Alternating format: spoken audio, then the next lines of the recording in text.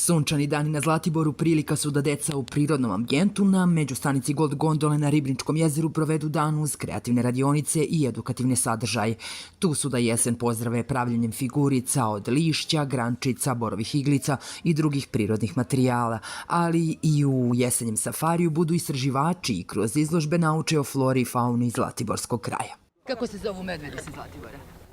Aleksa, Tankosava, Vato i Milunka.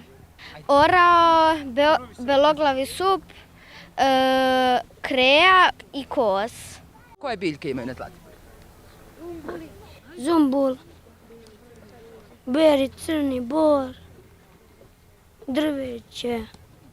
Radionicama i zabavi prisustvuju i deca iz užičkih osnovnih škola, njih 60 koji besplatno borave u odmaralištu Golija, kao i 37 dece sa Kosova i Metohije koji su se prvi put vozili gondolom. Vozili smo se na gondolu, mada smo se uplašili. Zašto? Pa bilo je visoko. Prelepo je, a na gondolu mi se baš svidjelo. Malo je bilo strašno kad smo prelazili preko reke sa gondolom, ali uglavnom je bilo zanimljivo. Prvi put sam ovdje sa folklorom i najviše mi se za sad sviđalo kad smo išli da gađamo u metu strelama.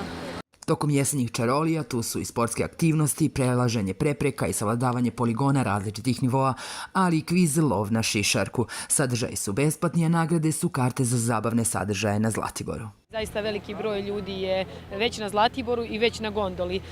Puno dece koji uglavnom idu prvo do vrha Tornika, zatim se vraćaju ovde i za ova 3-4 dana smo mi planirali da ih upoznamo sa nekim prirodnim lepotama. A kažem, roditelji će moći da uživaju ovde u našem baru i tim nekim lepim napicima, u predivnom suncu, tu je i tubing, uživanje ovde na međustanici je zaista zagarantovano, u ponudi je i streličarstvo, a na vrhu Tornika imamo još neke druge i dodatne sadržaje, tako da mislim da porodica, svi oni koji budu dolazili na Zlatibor, kažem, to su uglavnom porodice, zaista za ovaj vikend mogu da uživaju i ceo dan da provedu na gondoli. Nakon završetka jesenjih čarolija, krajem meseca se očekuje otvaranje zimske sezone na Gold Gondoli za koju ne prestaje interesovanje. I ove godine gondolom se prevezlo oko 250.000 posetilaca.